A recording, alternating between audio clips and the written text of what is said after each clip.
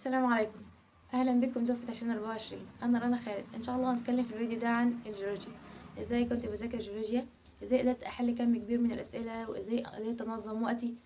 والجيولوجيا مطلوب فيها الفهم ولا الحفظ، واسئله كتير جدا من دماغكم، بس اهم حاجه كملوا معايا الفيديو الاخر عشان تستفادوا. يلا بينا.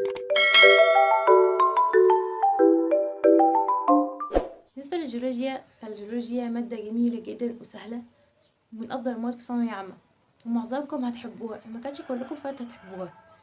فحاولوا ما تستهتروش بالمادة دي لأن هي عليها 60 درجة، فحاولوا تجيبوا فيها 60 من 60 عشان تعالوا درجات آخر السنة. حطوا في هدفكم ان انتوا تجيبوا في جيولوجيا 60 من 60. ندخل في المهم ونيجي لطريقة المذاكرة. بالنسبة للشرح، حاول تركز في الشرح كويس جدا وتفهمه، وده اللي مطلوب لأن النظام الجديد بيسأل على الفهم مش بالحفظ. بس ما ننكرش ان الجيولوجيا محتاج منك ان انت تحفظ، ان في معلومات كتير جدا لازم تتحفظ، والمعلومات كتير جدا هي شبه الأحياء كده، بس في الأحياء الفهم عالي شوية عن الجيولوجيا.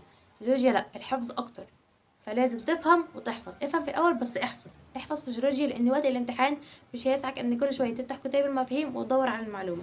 افهم المعلومة الأول وبعد كده احفظها، عشان تبقى لما يجي السؤال قدامك تبقى عارف هو عايز ايه من المنهج، وفي نفس الوقت انت فاهم، فمش هتضيع وقت في الامتحان. فهمنا كويس وفهمنا كويس وركزنا على النقطة اللي موجودة بين السطور، نيجي للحل.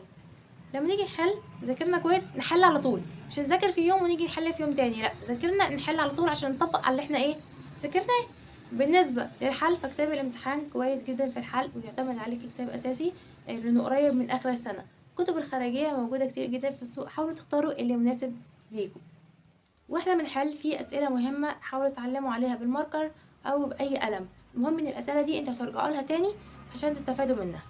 كل مادة الكويس بتاعنا، واحنا بنحل الأسئلة والأفكار اللي ممكن تيجي في الامتحان نكتبها فيها. الكشكول أنا بركز عليه عن كل فيديو عشان آخر السنة.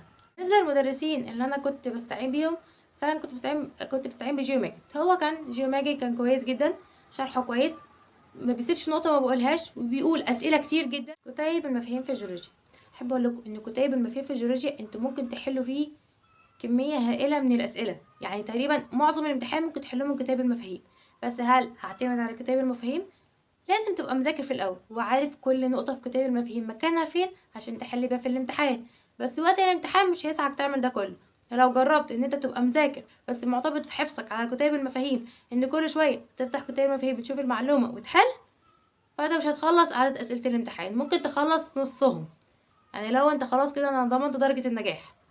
فلا، كتاب المفاهيم تمام كويس، هنستعين بيه وقت الحاجه. لو احنا نسينا معلومه مش فاكرينها، في اسئله واقفه قصادنا ومحتاجين المعلومه، هنبص في كتاب المفاهيم، غير كده ننسى ان احنا معانا كتاب مفاهيم خالص. في الاخر الجيولوجيا ما تستهتروش بيها، خساره 60 من 60. حاولوا تجمعوهم اخر السنه، افهموها واحفظوها كويس وركزوا على النصايح اللي انا قلتها. كده انا اقدر اقول لكم ان انا وصلت لنهايه الفيديو.